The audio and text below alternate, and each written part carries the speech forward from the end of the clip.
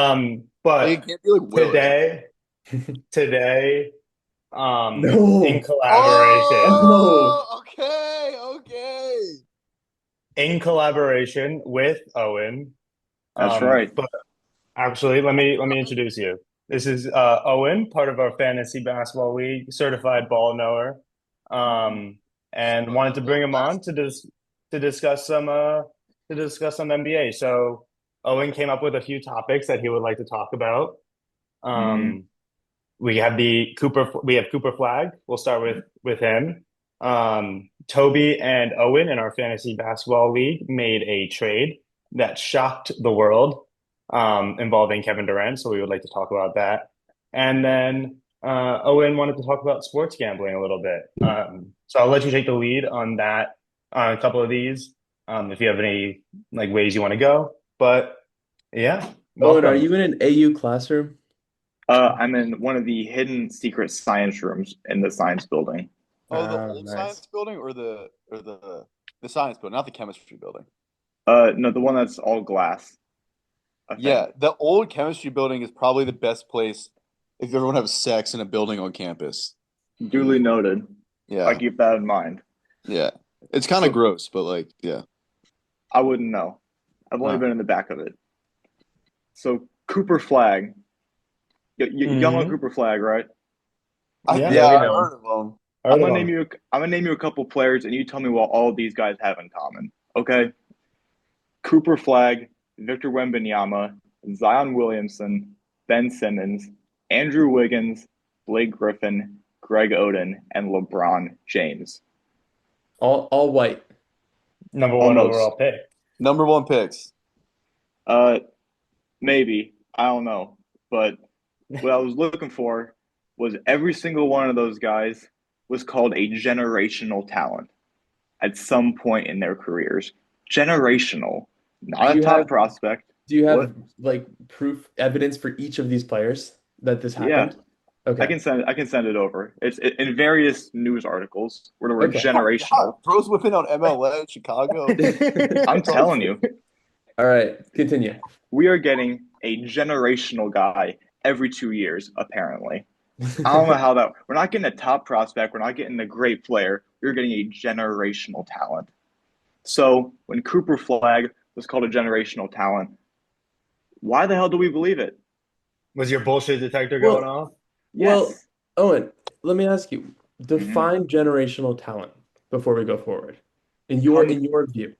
in my view, a generational talent is a guy that comes along, well, once in a generation, first of all. And I would call that like every couple decades. Like between Jordan and LeBron, between like Bird and Magic and LeBron, like era defining guys. I would say Wembanyama I think he deserved the label generational. I think he is the guy that we're going to be thinking about. And, Can there be two generational talents at the same time, like per generation? Maybe two. maybe, but I mean, a Like Bird generational Magic, talent is, like Or yeah, LeBron and Steph. yeah. But I think generational is not going to come along every couple of years. It's going to be at least like 10, 15. I don't think we can have that many generational talents in like the past 10 years. Okay, so you've made a good point. Now tell us how this applies to Cooper Flag. I think when people are saying he was next up, they're saying this guy is going to be the greatest. I wasn't buying it. And if you look at his stats right now, I think this all demonstrates that the NBA has a hyperbole problem. Every single dude is the next generational talent. Every guy that's drafted number one overall is supposed to Mhm. be changing the game. They were saying Lonzo Ball was going to be better than Steph Curry. I think we ought to be real about these players. We need Mhm. to stop calling them generational talents because apparently we don't have any object permanence. Once Ben Simmons started playing like shit, we all just forgot that we called him a generational talent. I think we got to use this Mhm. term more sparingly. I think the media, you guys, podcast people, ought to check yourselves more often.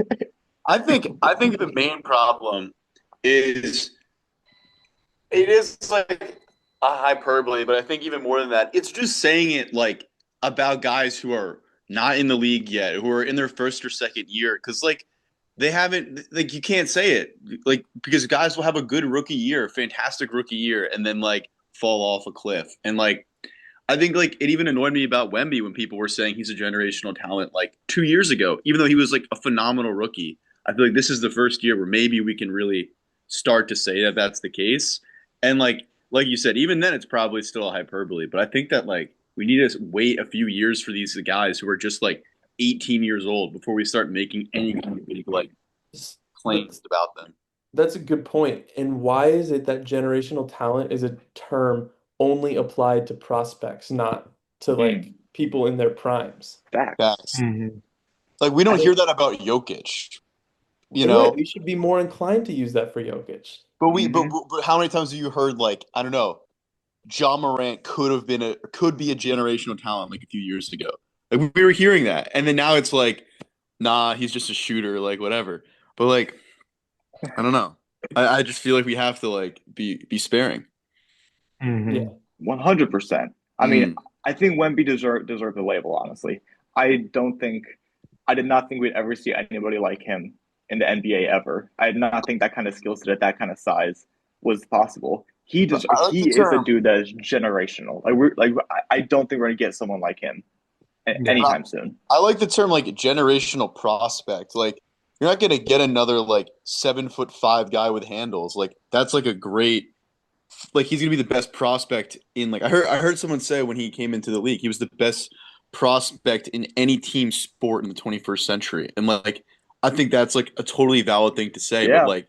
he wasn't the best talent yet. He wasn't the best, Right. player yet. But He needs to develop still. to Owen's point, even if we change that, right? Yeah. We change the semantics there, we go generational prospect, there's still an issue in having the whole Wemby thing 2 years ago. And now we're doing the same with Cooper Flag, generational prospect. Mhm. Owen's I right. think that I think if you look at it from like a media lens, right?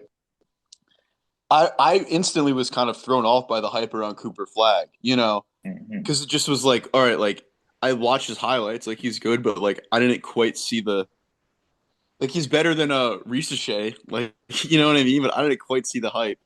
And I do think that there is something about like the 24-hour news cycle and just like the media landscape we're in, where like like every election has to be the most important election. You know what I mean? Like that's how the news portrays it. And in the same way, every fucking year, it either has to be the worst draft class of all time, or we have to have a generational prospect, or else the narrative isn't going to sell. So you hate to see that, just bullshit. and it's a problem. I mean, like I'm not saying this to take away anything from Cooper Flag. He is a good player. He has a lot of potential. He is solid. He did a lot of good things in high school and at Duke. But we need to keep the generational talent reserved for the actual generational Mhm. talent. Like the LeBron James, like the Wembanyamas maybe. I think using it too often on guys like Cooper Flag, A, it takes away from the guys that are truly generational talents, and B, like puts Cooper Flag down a little bit. I don't think he needs to be a generational talent to be admired and respected for what he does in the game.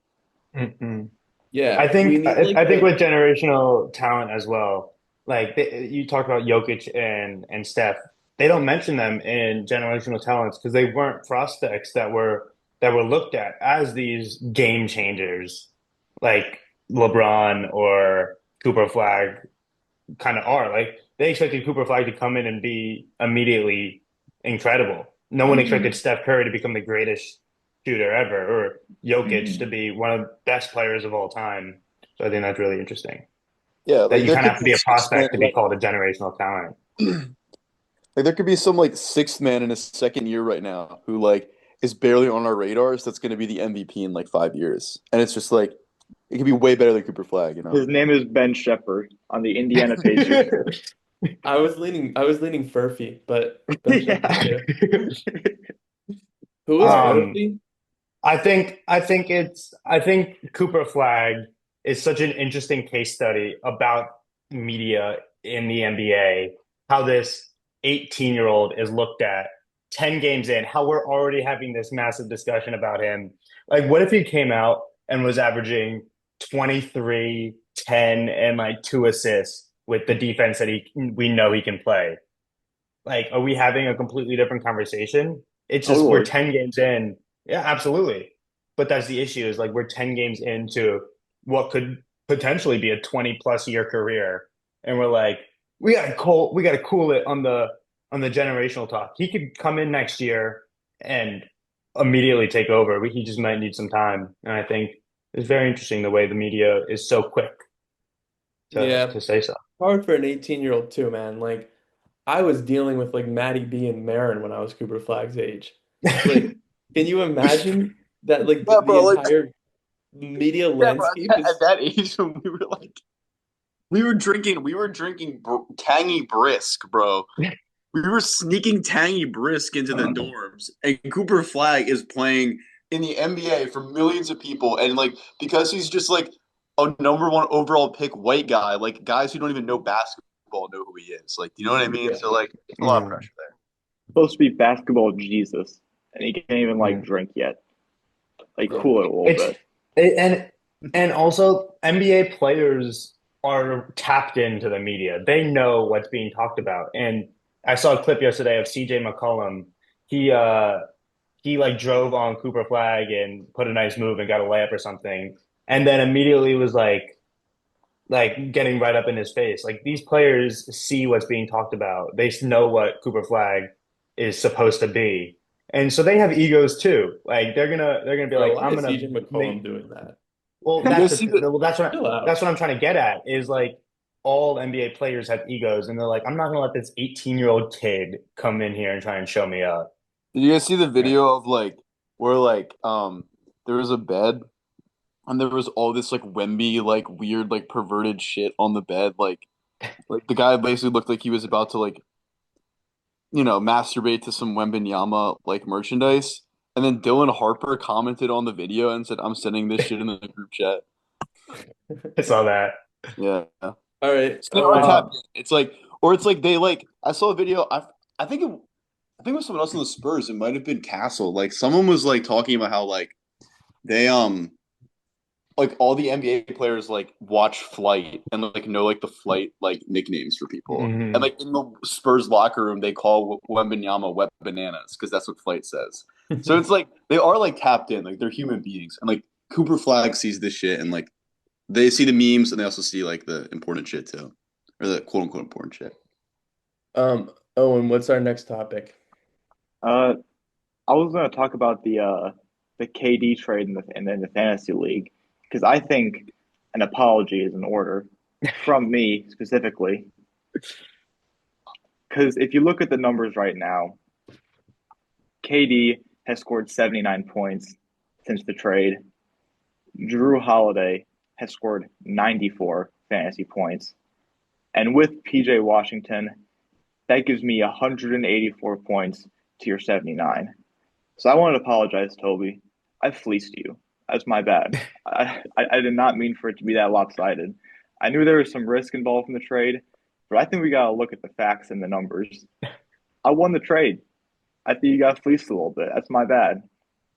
Well, look, there's a part of me that's rooting for you, Owen, not out of like pity, but because I just like there are some people in the league who I will not name, and none of whom are on this podcast, that I think are being dicks. And Yeah, I think they're acting like Owen is like this like sixth grader that we allowed to be in the league when like he's like a philosophy student. So graduate philosophy student. yeah, I just think people are being mean to you, and I thought it was a fair trade. I did because Katie Yeah. has been iffy. I was taking a little bit of a risk on a 37-year-old who Hmm. who has hot and cold nights at this point in his career. And I gave you some two pretty consistent mediocre team scoring options. So I really didn't see an issue with it.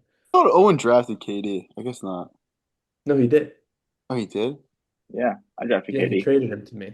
Oh.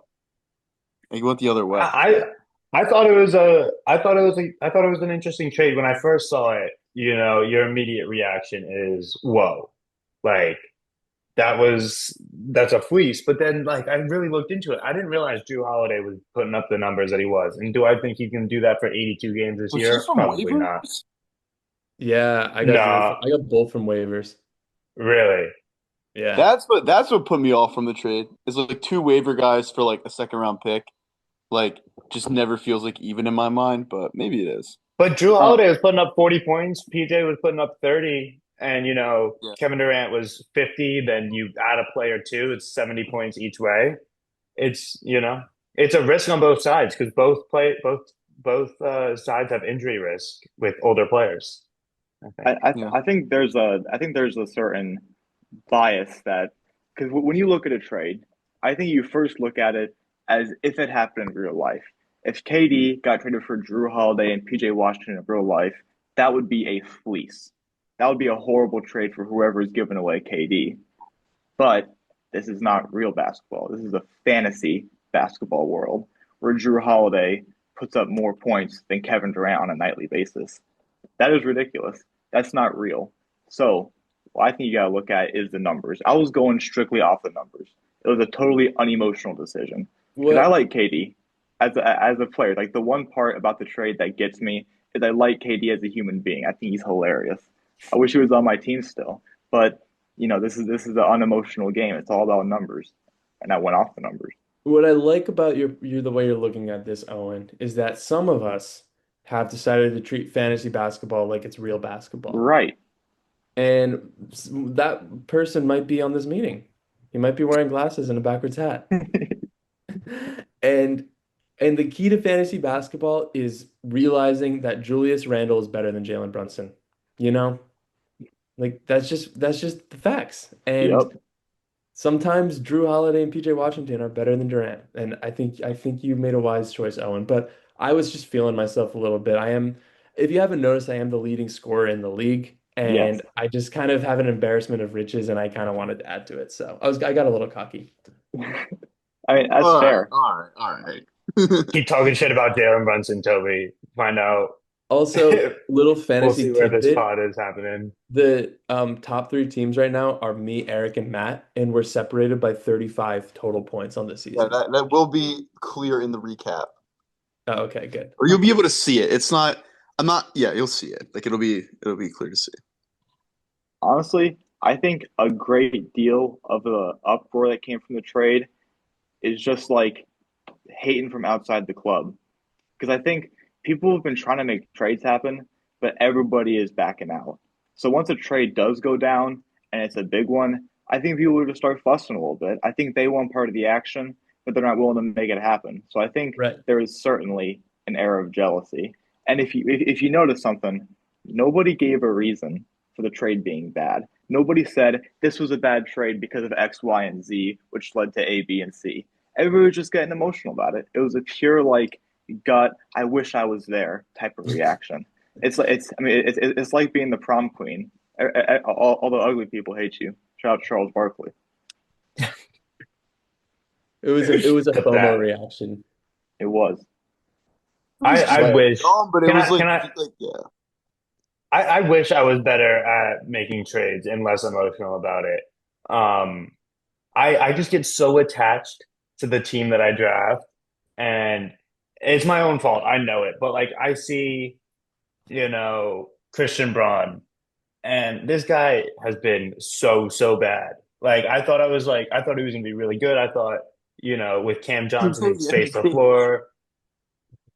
Let's not get back to that. That was when we were first figuring out what we're doing here. But like he has just been so awful. And I could have dropped him like a week and a half ago and no one would pick him up because he's been that bad. But I just can't let go of him because I'm like, bro. as soon as I drop him, he's gonna start averaging 40 fantasy points a Yeah. game. But that's my issue is I get too attached and I need to be better. And I just looked at Julius Randle's points because I was like, how much better could he be? Been having a fantastic season in terms of fantasy wise. And when I drafted, I think I failed to look into that a little bit.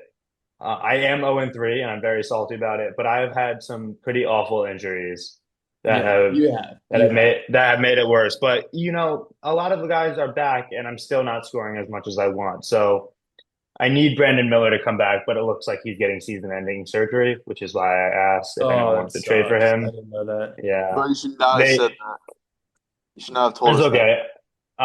He was going to be like last week. They said he's going to be reevaluated in 2 weeks, and I was like, okay, what does that mean? So I actually went on Charlotte Hornets Reddit and then Doctor Reddit to like ask about the injury and stuff. And it's the type of injury where if he hasn't healed like a little bit, then they're just going to get surgery, but they're hoping that he's healed up a little bit and that rest will be fine. It's basically like the torn labrum that I had. If it's bad enough to get surgery, they'll do it. If not, they'll just Damn, have you him guys have rest. the same injury? Basically, All right, we have we have 10 10 minutes. minutes. Owen, what's our last topic? It's on sports betting. I think I connected some dots here with All two right, let's common hear it. NBA problems. So y'all know how there's been some issues with injuries. It feels like every star at one point or another is getting injured and not playing. And I was thinking this is objectively bad for league ratings. If the best guys are not playing, then that's bad for business. People aren't going to tune in to watch. People aren't going to buy tickets. But then I remembered they allowed sports betting. And it is sports betting that's having people stay tuned into games. Like, it doesn't matter if like the Pacers are playing the Nets and everybody's hurt. If you have Andrew Nemhard under or over on assists, you're going to keep watching till the very, very end of the game, even though somebody may be losing by 30. So I think that the reason that the NBA is not shortening their season or the games in order to prevent injuries is because sports gambling is making up the difference. I was thinking, wouldn't it be better for the NBA to shorten the season, to shorten the games, to make sure that guys like Embiid and Jason Tatum and Kawhi Leonard can actually play every game and give the fans what they want? Why wouldn't they just shorten the season? Well, it's because it doesn't really matter. They don't need to make more money because the sports gambling money is making up for the difference. So I think sports gambling is ruining the league, and not only that one way, but in other ways as well. Really I good, really really like good that take. point. I'm gonna zag a little bit. I think because they don't immediately like make money off of gambling, I think that's a little bit harder. But I see what you're saying with like the ratings, how people are gonna watch it no matter what. Hmm. Um, and honestly, they care about that more. I think it would be really bad if it came out that they were like making money off of this, and this is why they wanted to keep the Dude, season they longer. they are. They make most of their money through the media rights deals, and half of the local broadcasts are owned by FanDuel. Yeah. Yeah, Like it's very clear. yeah. What I'll say is I don't think they would shorten the season regardless because they never had before. But I think Owen's right that now with FanDuel and What a stuff, good take. there's no incentive to shorten the season. I mean, they got to do something. I mean, I feel like the players are getting hurt. That is horrible for the game. They need to like short. I mean, they have to take some kind of action. You can't have like half your league stars getting hurt. Like that is like hurting the game objectively. And I think there's got to be something done about it. And I mean, I think sports gambling is standing in the I way. think I also think the players' union, if they start talking about shortening the season, the people that are like in the highest level in the union are usually the people that are making the most amount of money, and they Hmm. stand to lose the most amount of money if the league is short, if the season's shortened. I get that they just signed a new media rights deal that like guarantees a certain salary for the I players mean, for the next I don't know 11 if that years. they're not getting paid per game. They're getting paid like No, for a but contract. yeah, but the way the media rights work is half of it goes to the owners and the other half has to be allocated to the player salary. That's why there's like a salary cap. And that's how No, we what does know that how have much to is. do with the? Okay. But if there's fewer games, I feel like they would try and renegotiate the media rights because the media doesn't want to pay as much as they are for fewer games. So that would have But to I be mean, done first. but And like so they would be losing presumably money. those games would be getting more ratings. Like they could do it in a way where like if there was like 60 games instead of however many games there are now, like there would be like um people would actually tune in. Because how many times do you not watch because like it's a back to back and your favorite team is playing like the Hornets or something, so you're just not going to tune in. Like, but if there was like 60 games, the standings are going to be a little bit closer. Every regular season win, you know, proportionally impacted your standings more, like, I feel like people would tune in more and also be more exciting because That's the a great stars, point. you know. That's a fantastic point. I didn't really think about that. Yeah, that's great, Me, actually. me as well. But I mean, people are going to tune into that second back-to-back game with the Hornets anyway because they have LaMelo over on rebounds. That's why they're tuning in. So it doesn't even matter either way. That's what I think the issue is. Yeah, there's nothing you can do because this is That's a not like great point. NBA that the gambling's not under the jurisdiction of the NBA. I don't know how this works exactly, but I feel like as long as sports gambling is legal, then you can gamble on the NBA, right? Like I don't think the NBA can just get ban gambling on its I product. mean, they maybe they could, but they wouldn't. No, no, never in a million years. That's the Yeah. problem. But Owen, is there anything else you want to talk about with this, or if you want to talk about the Pacers, is there are you anything else? Oh are yeah, you still are you still with Emma? yes, Nice. totally. That's It's good. and we were actually watching the Pacers last night against the Warriors. We lost pretty bad in Golden State. Pacers are 1-9 now, but Oof. in my head we're like 4-5 because the first game against the Thunder was horseshit. Uh, then against the Timberwolves, Ray Dennis missed a few free throws, and then the Bucks, that was some bullshit. So we're really 4-5 in my head. So I think honestly, the Pacers are going to make a great run at the end of the season. Once Obi Toppin's back, once especially once Halliburton comes back, I think he's going to come back before the end of the year. Once McConnell comes back, we are going to be locked and loaded. All of our bench guys are getting tons of minutes. They're getting very, very seasoned. And we were already a deep bench team. I think we're going to be a big problem later in the season. Are Yeah. you counter tank for DeBonza or Darren Peterson? I Darren Peterson, I think his name is yeah. Darren I think the Pacers are the worst team in the league. Peterson. Like Almost. Andrew Nemhard is their number one option. Yeah, and he can hoop. I think honestly, I don't believe in tanking for ethical reasons. I think playing Good. basketball to lose is the silliest thing I've ever heard in my life. Like why are you out there if you're not trying to win the game? Yeah, no, I mean, fair enough. So for me, I think keep it pushing. Our players are going to come back. We're going to hit our stride again. And hey, I mean, when have we ever not been doubted to win? Matt, can we get a minute on the Sixers? Are you on Trendon Watford Island or no? I think he's probably a bench player and, you know, had a really good game. And I think that it makes me happy because I've been like starting to become a bit of a believer that he can actually get like minutes and like be meaningfully impactful in an NBA game, which I didn't really think at the beginning of the season. But I don't like if you watch him, like, he's not going to be probably starting on most NBA teams that are fully healthy. But it's nice that we have some depth and that we actually have someone who we can like put out there and like guard like bigger guys, because like we don't have that much depth. We have a lot of guards, but like other than that, we don't have much depth. So Can't believe you still have Drummond. That's crazy. we have Drummond and Bona, and Drummond has actually. I'm on Drummond Island right now. Drummond, we've had him I think for 2 years now, and there was a point where it was like, okay, Drummond is done. Like he is washed. He hit two corner threes last night. Hey, Like changing his game. like he is.